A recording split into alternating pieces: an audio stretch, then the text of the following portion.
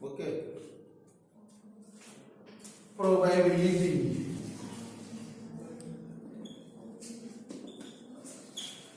Probability जो है मैं 10 प्लस 12 का काम कर रहा हूँ।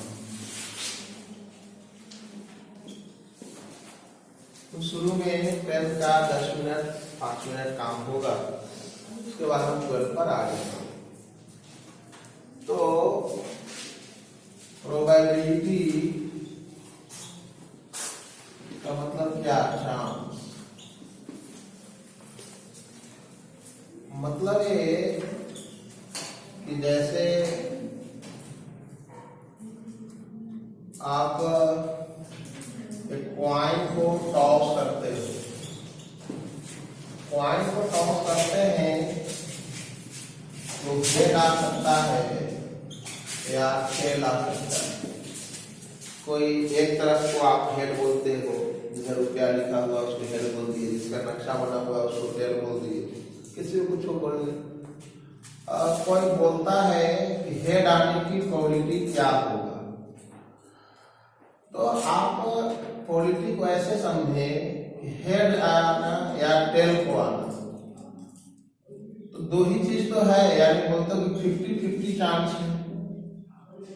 50-50 चांस है, इसका मतलब हुआ कि 50% हुआ, तो परसेंट को फ्रैक्शन में बदलने के लिए आप 100 से डिवाइड करते हो, 1/2 आ गया। क्या मतलब? मतलब ये हुआ कि प्रोबेबिलिटी को हम हमेशा फ्रैक्शन के रूप में लिखते हैं।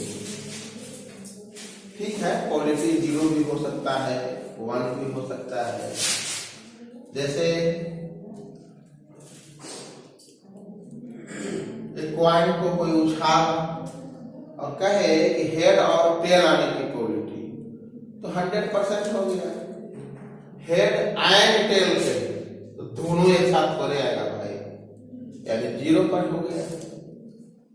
लेकिन ऐसे हम लोग थोड़े सोचते रहेंगे 50-50 चांस है या इतना चांस है। इसके लिए एक मैथमेटिकल फॉर्मूला होना चाहिए। तो उसमें हम लोग दो चीज का बात करते हैं, एक इवेंट का और एक सैंपल स्पेस का। तो इवेंट और सैंपल स्पेस, कोई भी जो एक्सपेरिमेंट आप कर रहे हो, जैसे एक्सपेरिमेंट जहां पर टॉसिंग ए कॉइन है, तो ये टॉसिंग ए कॉइन एक्सपेरिमेंट बार बार आप करोगे तो आउटकम्स क्या क्या आ सकता है? तो हेड आ सकता है और टेल आ सकता है। इससे एक सेट का फॉर्मेशन कर देंगे, उसी को बोलेंगे सैंपल स्पेस। क्या मतलब सैंपल स्पेस हुआ? कोई भी एक्सपेरिमेंट को आप बार बार करें और देखें कि आउटकम्स क्या आता है, उससे एक सेट बनेगा, और जो सेट बनेगा उसी को बोलेंगे हम लोग सैंपल स्पेस। चलो थोड़ा सा डिफाइन कर लेते हैं सैंपल स्पेस को। तो बोलेंगे कि दिस सेट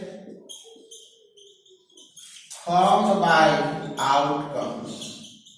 आउटकम्स मतलब जो रिजल्ट आ रहा है,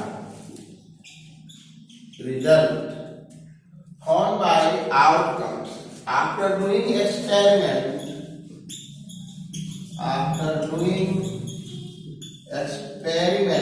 again and again. As for example, in experiment tossing a coin again and again, the result will be head or tail. So sample space हो गया head and tail। और सीधा सीधी यदि event की बात करें हम लोग, तो जो क्वेश्चन में पूछा जाए, यानी विच हैज बीन आस्क्ड, उससे जो सेट बनेगा उसको आप इवेंट समझें। यानी इवेंट हम लोग क्या कहते हैं कि set formed bye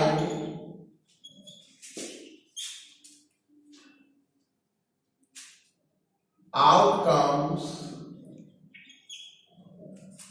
what has been asked what has been asked in your question. जो क्वेश्चन में पूछेगा वो क्या पूछ सकता है? हेड आने की प्रोबेबिलिटी, टेल आने की प्रोबेबिलिटी, हेड एंड टेल आने की प्रोबेबिलिटी, हेड और टेल आने की प्रोबेबिलिटी, ये तो पूछ सकता है। मतलब ये कि जो इवेंट होता है वह सबसेट होगा सैंपल स्पेस का, ठीक है। तो इवेंट सैंपल स्पेस का एक सबसेट होगा। जैसे इसी एक्सपेरिमेंट में पूछा गया कि what is the probability for coming head, what is the probability for coming head. तो क्या पूछ रहा है? हेड आने की प्रोबेबिलिटी। यही क्वेश्चन में एस से एक हमने सेट बना दिया, ये कहलाएगा इवेंट। पी का मतलब प्रोबेबिलिटी, ई का मतलब ऑफ का ब्रैकेट का मतलब ऑफ, पी का मतलब क्या समझेंगे? तो probability of the event E, probability of the event E. तो इसमें देखो एक एलिमेंट है इवेंट में, सैंपल स्पेस में 2 था, तो 1 हुआ, 2 हुआ, यानी 1/2। देखो 1/2 आ रहा है। मतलब इसका डिफिनेशन बना दिया गया एनी बाई एन एस,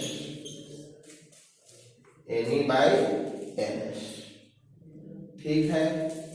और इवेंट जो था वो सैंपल स्पेस का सबसेट है। मतलब यह कि एनई में जो नंबर होगा ना वह एस में नंबर से कम होगा या बराबर होगा, और यह n5 सबसेट ले लें, उससे वह बड़ा होगा। ns से दोनों तरफ आप डिवाइड कर दो,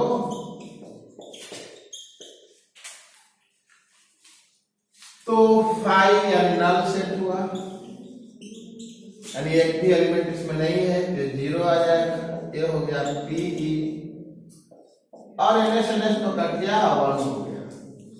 मतलब ये कि किसी का भी जो प्रोबेबिलिटी होगा वह 0 और 1 के बीच में ही होगा। अब जैसे ऑब्जेक्टिव क्वेश्चन दे दे कि which of the following is true, तो उसमें आपको चेक कर लो भाई कि 0 और 1 के बीच में जो है वह होगा, बाकी नहीं होगा। जैसे मान लो कि एक ऑप्शन आता है 1/2, दूसरा 1/3, तीसरा मान लो 1.2 कर दिया, 4 0। ये सब 0 और 1 के बीच में है या 0 1 के बीच में नहीं है, ये वाला आंसर हो गया। यानी ये प्रोबेबिलिटी कभी नहीं हो सकता है, प्रोबेबिलिटी हो सकता है, हो सकता है, हो सकता है, ठीक है।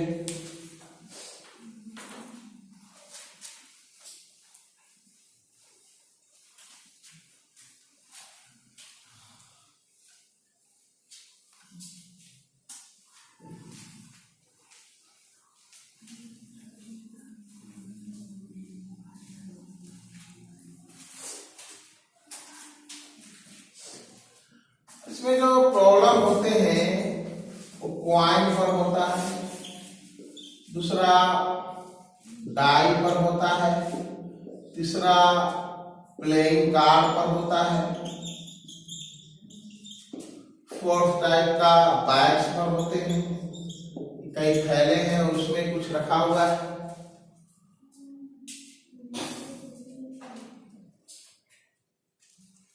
क्वाइन पर हम कुछ बात करें तो एक क्वाइन लिया हमने और उसको 2 बार उठाया, 2 टाइम्स,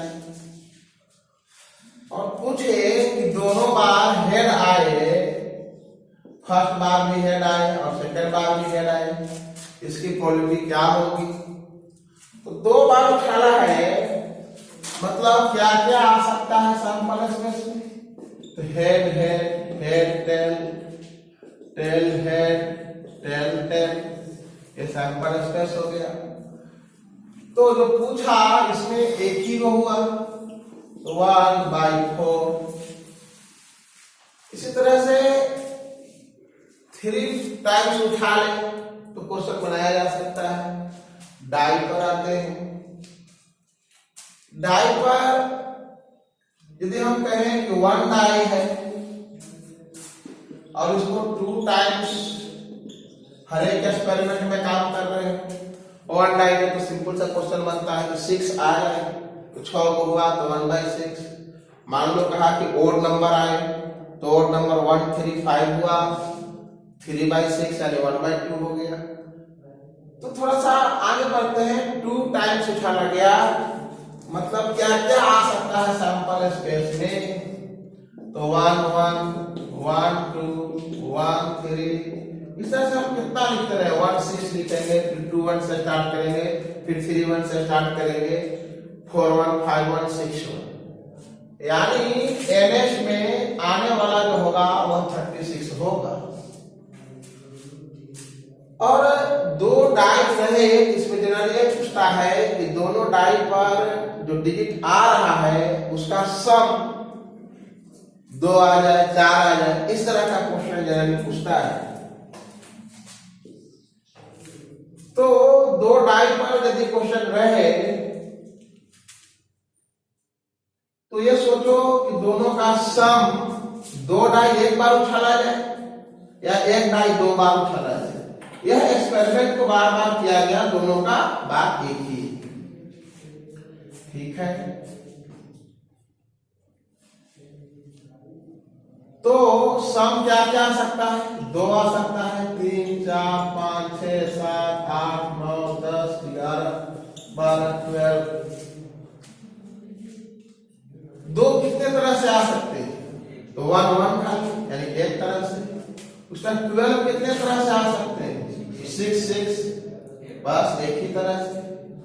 3 देखो तो 1 2 2 1, 2 तरह से। 11 देखो 5 6 6 5, 2 तरह से। आप इसी तरह से घर पे प्रैक्टिस करके देखें तो यह आएगा 3 तरह से, भी आएगा 3, ये 4, ये 5, ये 6, इधर से बढ़ा दो ऐसे। तो जल्दी प्रॉब्लम बनाने के लिए एक दिमाग में सेटिंग होना चाहिए। अब जैसे क्वेश्चन हमने राइट किया कि 1 डाई को 2 टाइम्स थ्रो किया या 2 डाई को 1 टाइम किया और पूछा कि सम जो है वह 5 आ जाए, इसकी क्वालिटी क्या होगा? तो सम 5 के सामने देख लिए 4 तरह से, यानी 4/36। ओके, इस तरह से 2 डाई पर हम लोग क्वेश्चन बनाते हैं। प्लेइंग कार्ड में 52 कार्ड्स होते हैं। इसको 2 पार्ट में, एक रेड होता है और कुछ ब्लैक होते हैं। तो 26A हो गया, 26A हो गया। रेड में भी 2 टाइप का होता है, एक पर कुछ ऐसा बना हुआ रहता है, दूसरा पर कुछ ऐसा बना हुआ रहता है। ब्लैक में ऐसे कुछ डायग्राम बना हुआ रहता है और कुछ पर ऐसे बना हुआ रहता है। इसको बोलते हैं क्लब, इसको बोलते हैं स्पाइड। ए हो गया हार्ट, ये हो गया डायमंड। तो 26 में 2 पार्ट का बट गया तो 13 को ऐसा डायग्राम वाला होगा, 13 को ऐसा वाला होगा। और ये भी 26 का 2 पार्ट में बट गया, 13 हो गया, 13 हो गया। अब एक का मैं एक्सप्लेन करूं 13 का यदि इस तरह से, तो कुछ कार्ड पर लिखा हो रहा है के, मतलब किंग आप समझते हैं, क्यू क्वीन जे जैक, और इसका तीनों का फोटो बना हुआ रहता है। तो इनको बोलते हैं फेस कार्ड। और एक पर ए लिखा हुआ रहता है एस, फिर 2 3 4 5 6 7 8 9 10। तो 2 से लेकर 10 तक 9 हो गया। एक 10 और 3 13, टोटल 13 तरह का हो गया। यानी कोई भी कार्ड जो है एक दूसरे से अलग नहीं होते।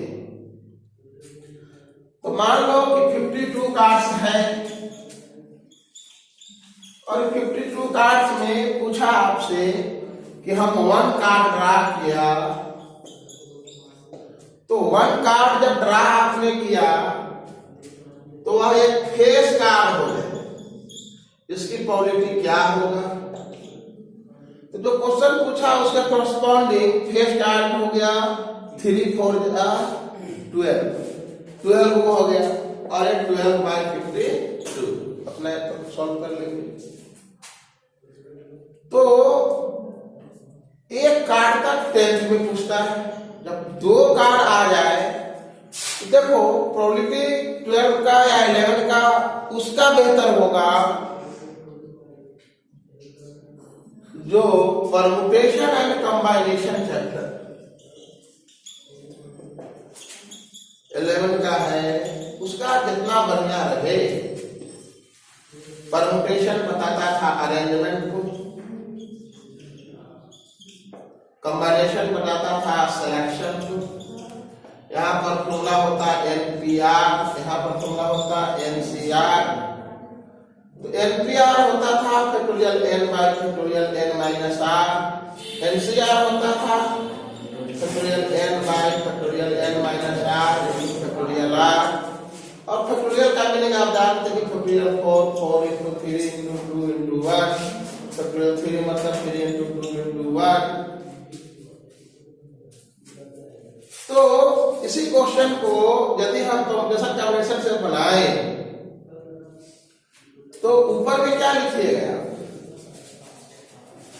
तो टोटल कार्ड आपका फेस कार्ड 12 हो गया तो 12 C1 और नीचे में होगा 52 कार्ड है टोटल। तो 1 को कितने तरह से सिलेक्ट कर सकते हैं? अरेंजमेंट और सिलेक्शन में अंतर आप जानते हैं। यदि ऑर्डर चेंज करें और मीनिंग चेंज कर जाए तो अरेंजमेंट, ऑर्डर चेंज करने से मीनिंग चेंज ना करे तो सिलेक्शन। और एक क्वेश्चन बैग का होता था, तो बैग में बोल देगा 4 गो ब्लैक है 8 गो रेड है, इसमें से एक बॉल निकाला गया तो उसको बताओ ब्लैक होने की प्रोबेबिलिटी क्या है।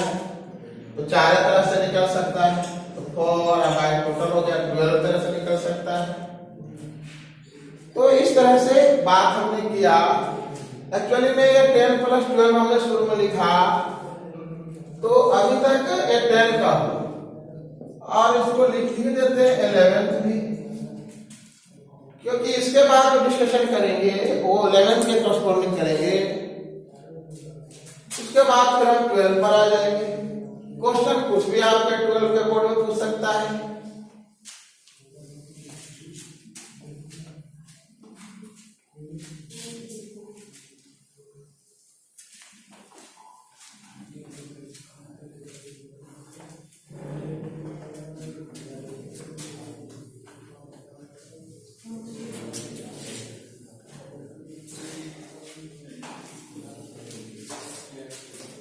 तो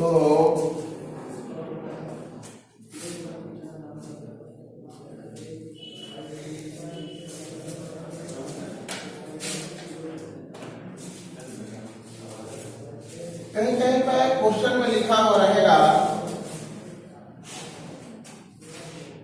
कि म्यूचुअली एक्सक्लूसिव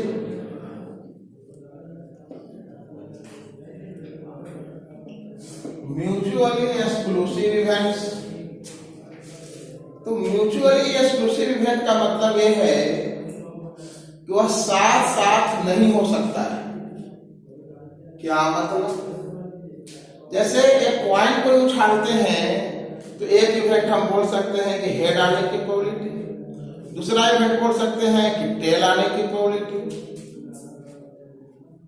तो हेड आने का और टेल आने का साथ साथ नहीं हो सकता है।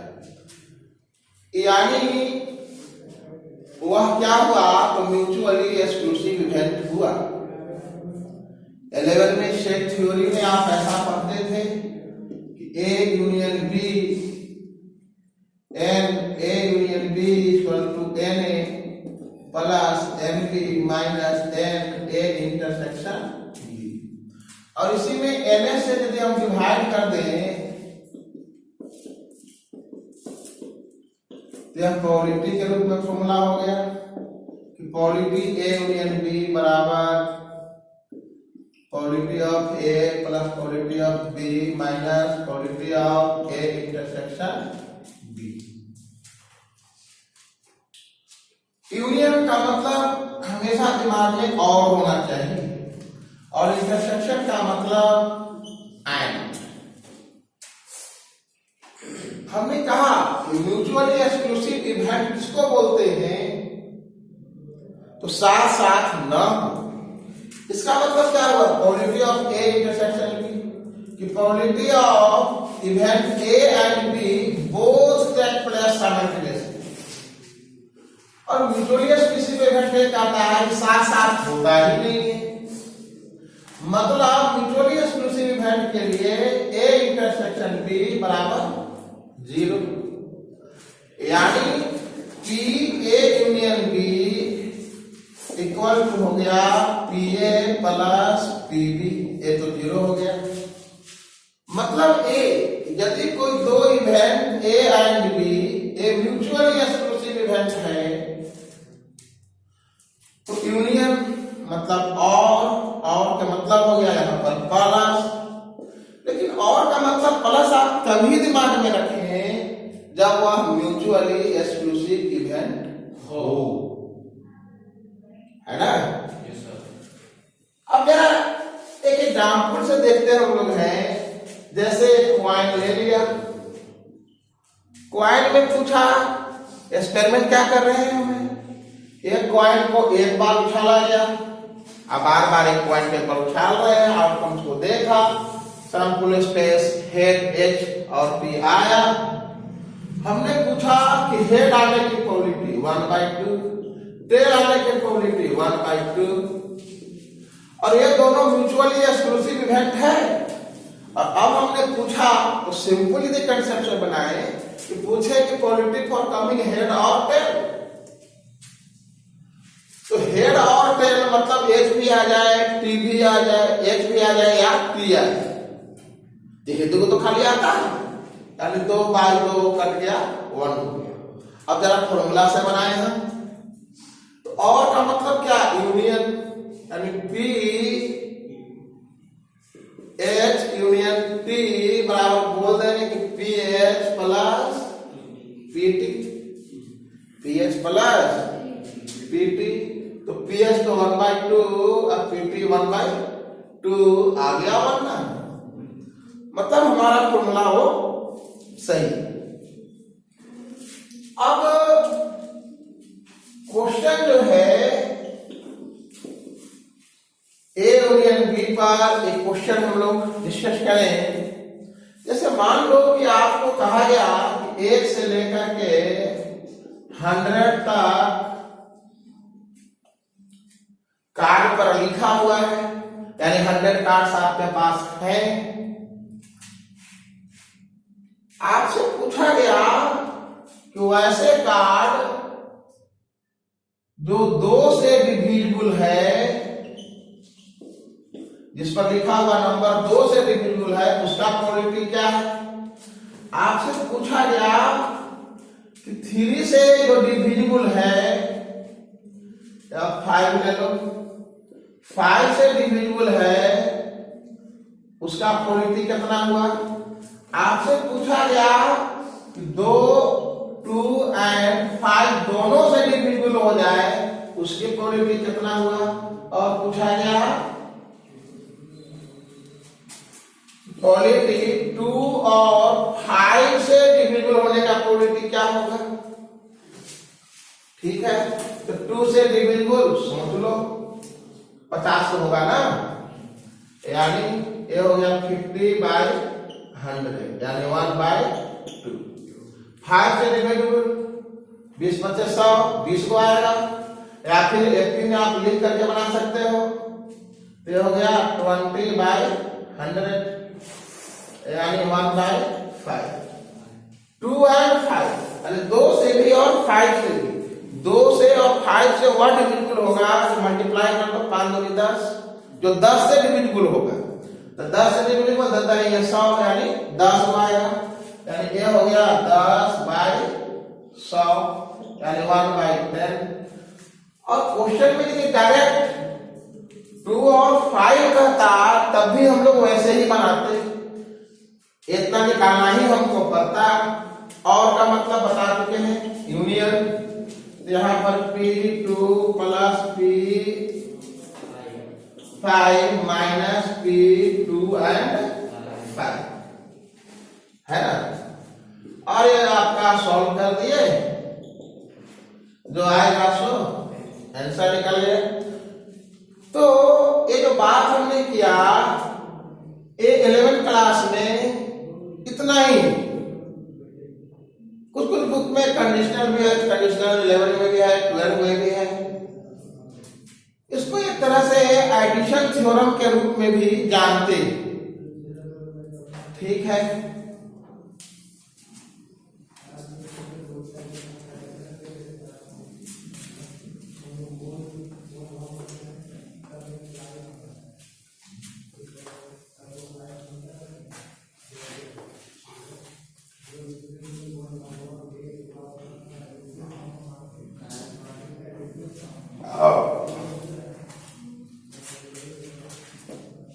अगर टॉपिक आता है कंडीशनल प्रोबेबिलिटी,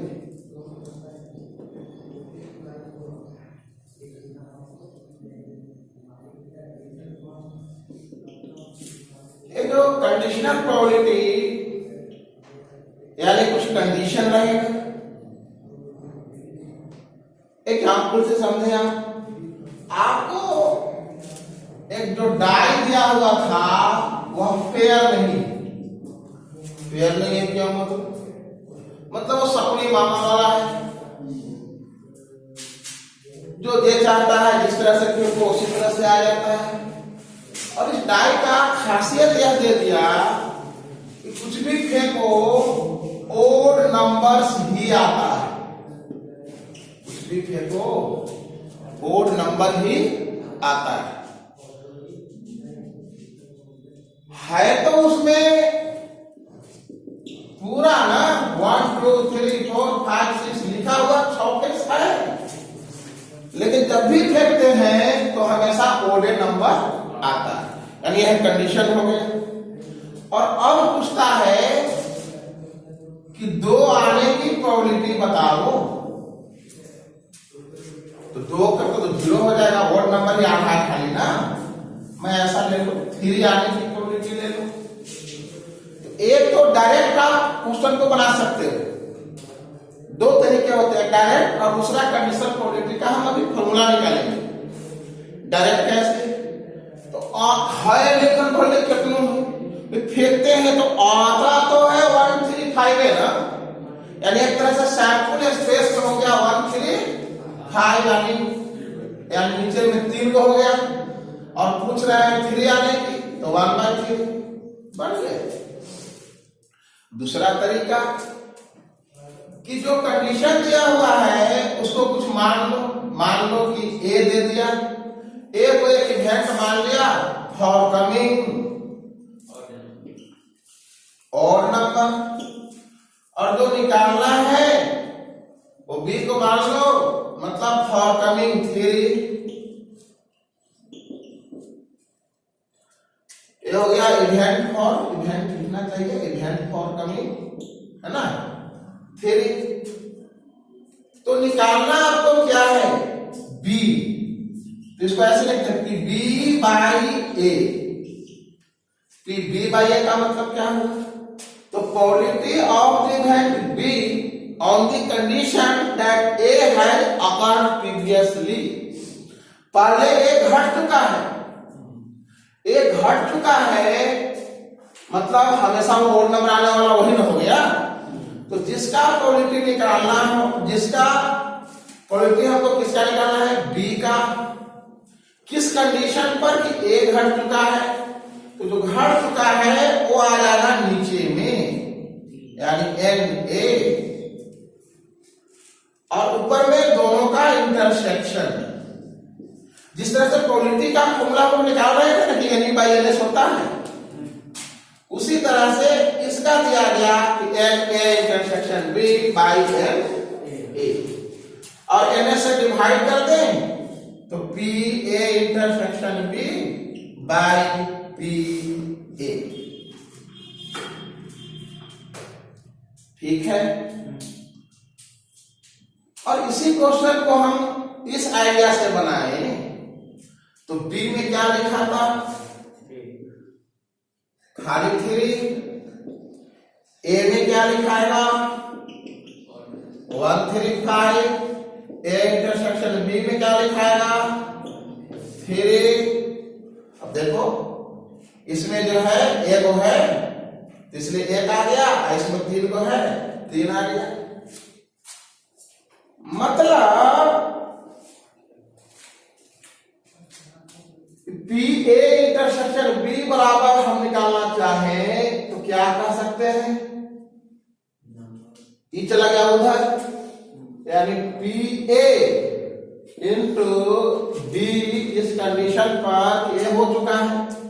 एक्चुअली में देखो कि PA A का पॉजिटिव हुआ और यह खुद का पॉजिटिव हुआ, B का पॉजिटिव हुआ, है ना, ये A का पॉजिटिव हुआ और यह, हाँ, ये दूसरी बात कि A घट चुका है। मान लो 3 को हो जाए, A intersection B intersection C, कैसे लिखोगे इसको, इसी रूप में लिखना चाहे तो A का प्रोबेबिलिटी लो,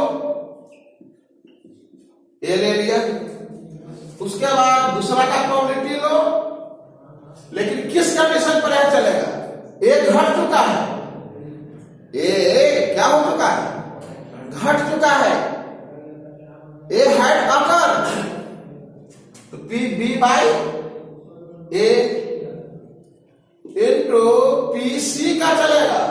अब C का किस कंडीशन पर, A तो घट चुका है ही, अब इसके पहले B भी घट चुका है, तो PAB दोनों घटने के बाद तीसरा ऐसे आएगा। और इसी को इसलिए बोलते हैं क्या, कंडीशनल प्रोबेबिलिटी है, कंडीशनल हो गया, यानी डिपेंडेंट है, क्या है, डिपेंडेंट। और यही पर नाम में कहता है इंडिपेंडेंट इवेंट। तो फॉर इंडिपेंडेंट इवेंट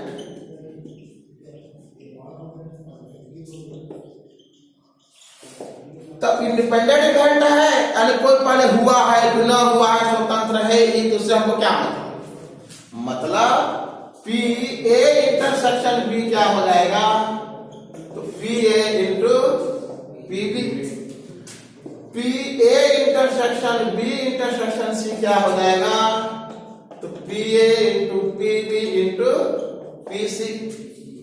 अब ध्यान से इसका मतलब इंटरसेक्शन का मतलब हम क्या बता रहे थे, एंड, और एंड का मतलब क्या निकल गया, इनटू, यहां पर भी एंड इनटू, लेकिन कब, तो इस कंडीशन पर कि जब वह इंडिपेंडेंट इवेंट।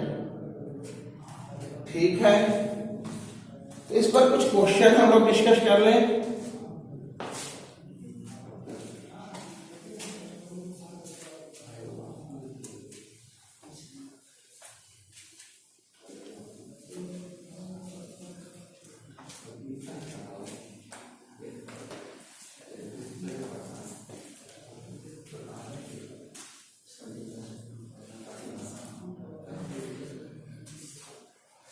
अब जैसे हम कहें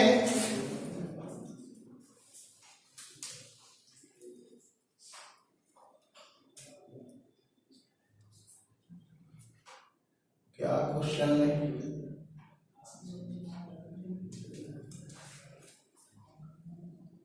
मान लो 2 थैला है, इसमें 5 गो रेड है, 6 गो व्हाइट है, इसमें 2 रेड बॉल है,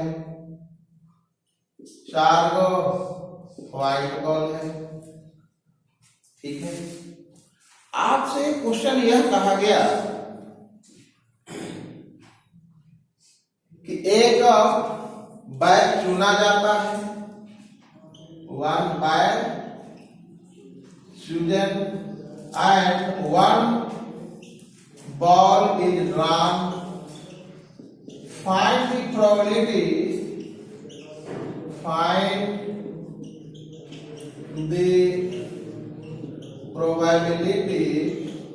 for coming red ball. Okay, इसको हम लोग नाम दे देते हैं बैग नंबर 1, इसको नाम दे दिया बैग नंबर 2। तो लिखने का आपको ढंग आना चाहिए। क्या निकालना हमको है कि एक बैग चुना गया है ना, और इक्वली लाइकली है, मतलब दोनों बैग को चुनने की प्रोबेबिलिटी सेम है। आपको क्या निकालना है? तो एक बैग चुना गया और रेड होने का, मान लो आप किसको चुनते हो, बैग नंबर 1 को, तो बैग नंबर 1 को चुनोगे और उसके बाद रेड बॉल निकालोगे, है ना, और रेड निकल जाए, और नहीं एंड रेड निकल जाए, यही ना। और ऐसा भी हो सकता है कि बैग नंबर 2 चुने आप एंड रेड निकल जाए। क्या इस क्वेश्चन का एनालिसिस यही है? हाँ, अब आपको बताया है हम, यहां पर देखो एंड है, एक और चीज है एंड है, एंड का मतलब और इंडिपेंडेंट इवेंट है। तो कहेंगे बैग नंबर 1 चुना है, इसकी प्रोबेबिलिटी इनटू, और फिर क्या निकल जाए, रेड निकल जाए। ओके ना, यहाँ पर कंडीशन में आप डाल दे सकते हो इस कंडीशन पर कि 1 चुना गया, तो 1 के कर रहे हैं आप लिखने क्या जरूरत है भाई, और का मतलब क्या, प्लस फिर बैग नंबर 2 चुना है इनटू और रेड निकल जाए। चल बोल 1 बैग चुना है, 2 को बैग है ना, तब प्रोबेबिलिटी हो गया 1 बाय, यहां से रेड निकले 5/11 प्लस यहां से रेड निकले, यहां से ये चुना है तो 1/2 और फिर 2/4 5 6 ना, ठीक है, इतना सॉल्व कर लिए। ठीक है, अब इसी क्वेश्चन का देखो मैं रूप बदल रहा हूं, सेम क्वेश्चन है मेरे पास, और ये कहा गया कि आंख मूंद करके दोनों में से एक बैग कोई चुना और उसमें से एक बॉल निकाला और वह बॉल रेड आया, तो इस बात की प्रोबेबिलिटी बताओ कि बैग नंबर 1 से चुनाया होगा। क्वेश्चन उल्टा हुआ, मतलब 1 bag is chosen and ball run is found to be red, then find the probability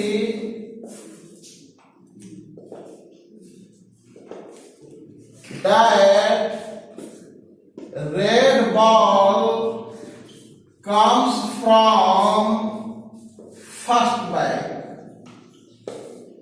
और ऑप्शन से फ्रॉम बैग नंबर 1। बात एक ही है जी, जहां पर भी सेंस क्वेश्चन में यह मिल जाए कि इज फाउंड टू बी का सेंस मिल जाए किसी भी क्वेश्चन में, तो आप बेज थ्योरम का इस्तेमाल करोगे, है ना। कौन थ्योरम का? बेज थ्योरम का। बेल थ्योरम का फॉर्मूला क्या चलता था? फर्स्ट प्रोबेबिलिटी फर्स्ट बाइट से निकले, यानी इवन ना। इस कंडीशन पर कि वह रेड हो जाए उसको मानते थे पी आर, ठीक है ना। तो पी इवन बाई ई, और इसके बराबर फॉर्मूला क्या चलता है कि इसको उलट देते हो आप, पी ई बाई इवन, और इसमें ई का प्रोबेबिलिटी हो गया, अब किसका आना चाहिए? इवन का। ऐसे सोच करके याद रखना, और उसके बाद जो जो भी बात हो सकते हैं वो सबको लिख देना है। पी ई बाई इवन एक तो है ये था, plus P E by E two into P E two, और भी होगा तो और भी चाहिए। अब इस क्वेश्चन को हम बनाते हैं। एज्यूम्पशंस क्या है?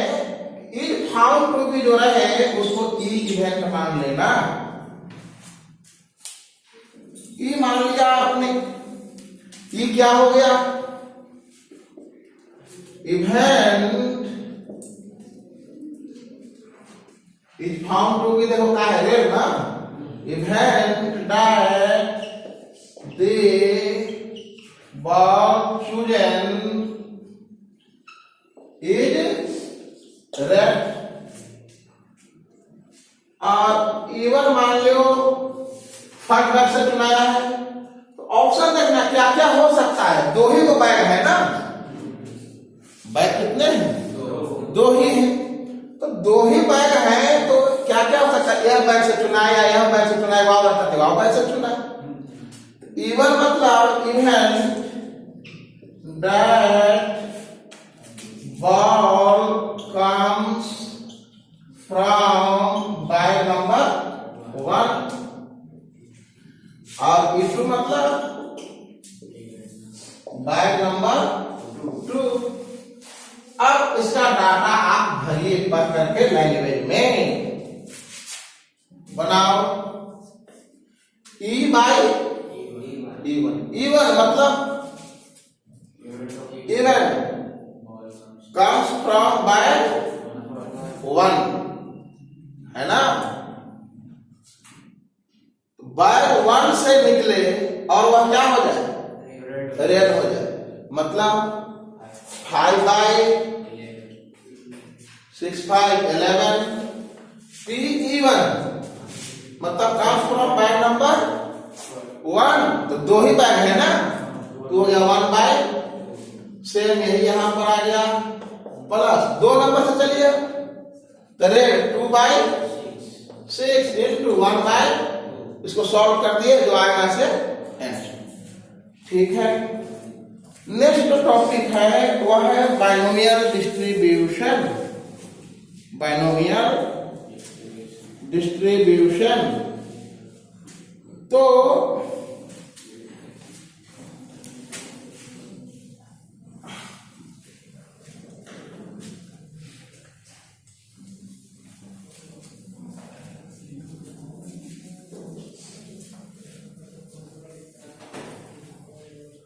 एक क्वेश्चन से ही हम लोग समझें कैसे भाई। एक क्वेश्चन मैं राइट करता हूं। मैंने कहा 1 डाई है, मैंने पूछा 6 आने की प्रोबेबिलिटी क्या होगा? 1 बाई 2 रे, डाई 6 ना, ठीक है। मैंने कहा कि 2 डाई है,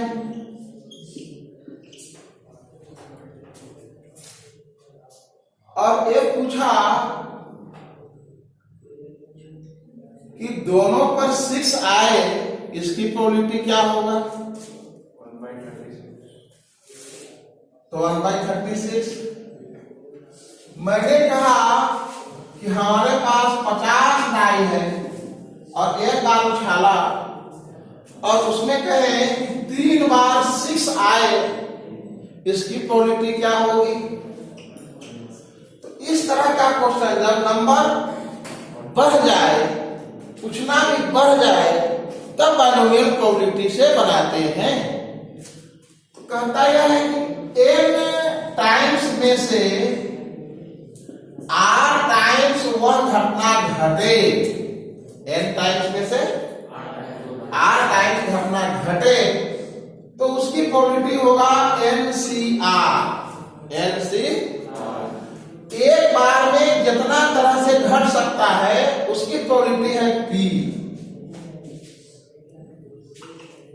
तो जितना बार पूछ रहा है वही वाला आता है यहाँ पर पावर, और वह घटना ना हो उसकी प्रोबेबिलिटी Q, और यहां पर हो जाएगा N माइनस R।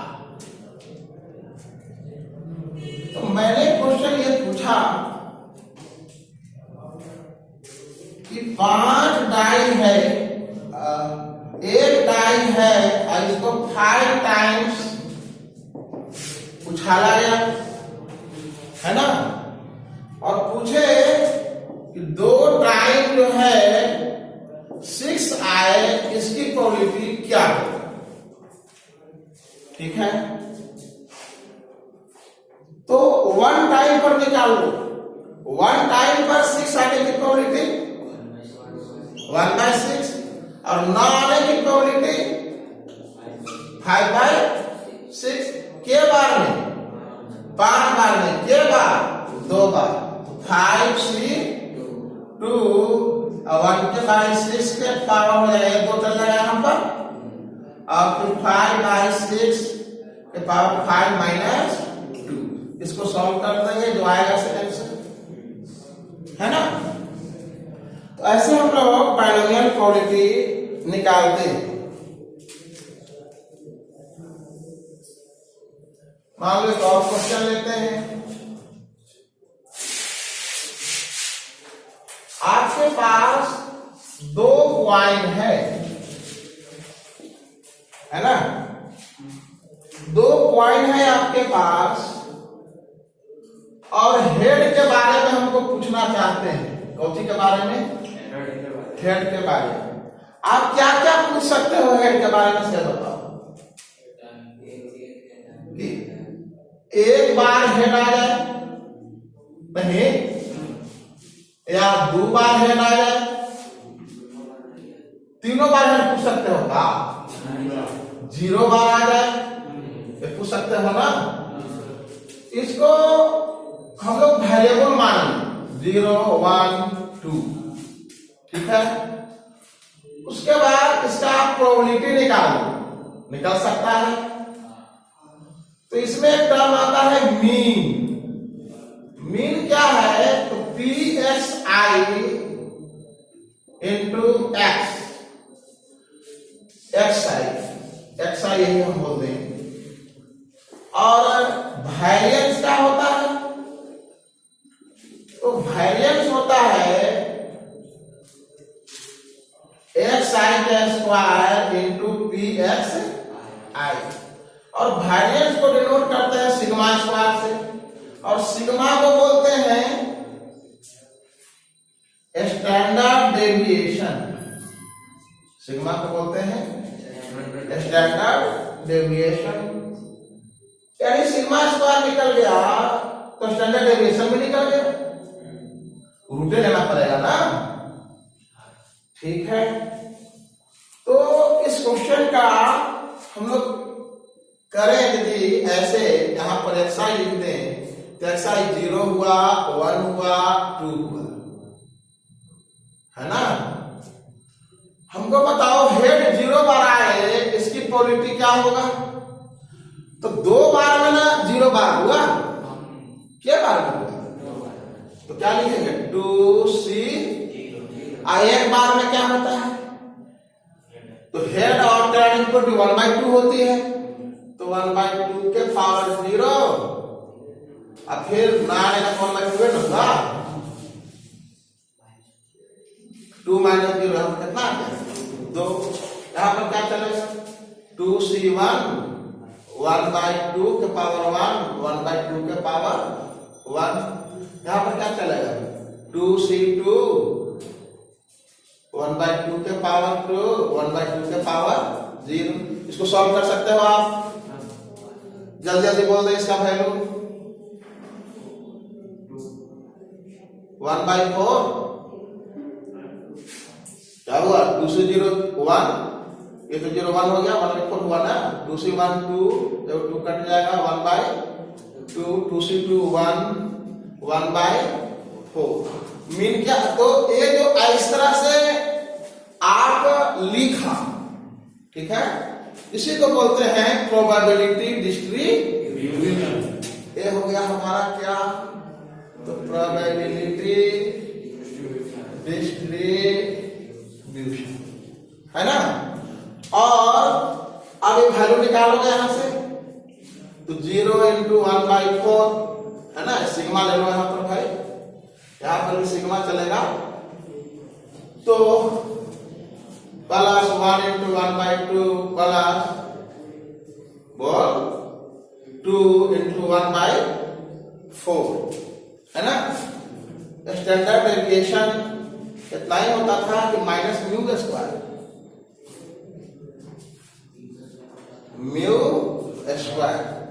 म्यू क्या है, मीन है ना, तो डाटा को भरोगे और काम हो जाएगा। अच्छा, थोड़ा हम कंफ्यूज कर रहे हैं, बुक में देखो तो μ² है कि म्यू है, खाली म्यू है, हमको भी लग रहा है हमको स्क्वायर नहीं होगा। देखिए थोड़ा सा बुक बेटा,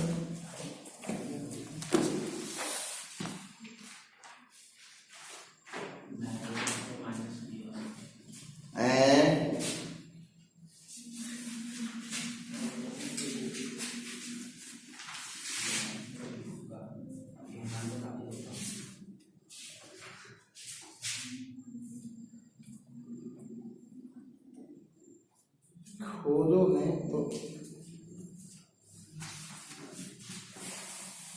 कंफर्म हो गया आप लोग।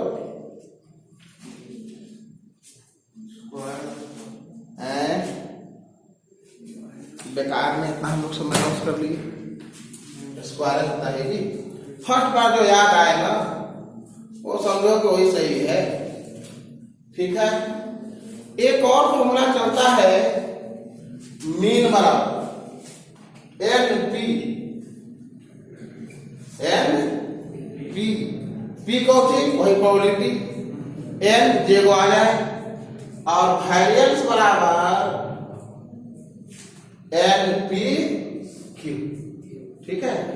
ये कितना देर लगा, बहुत तो 45 मिनट लगा होगा, और पूरा कंसेप्ट जो है प्रोबेबिलिटी का आ गया। अब आप प्रैक्टिस करें, कहानी खत्म।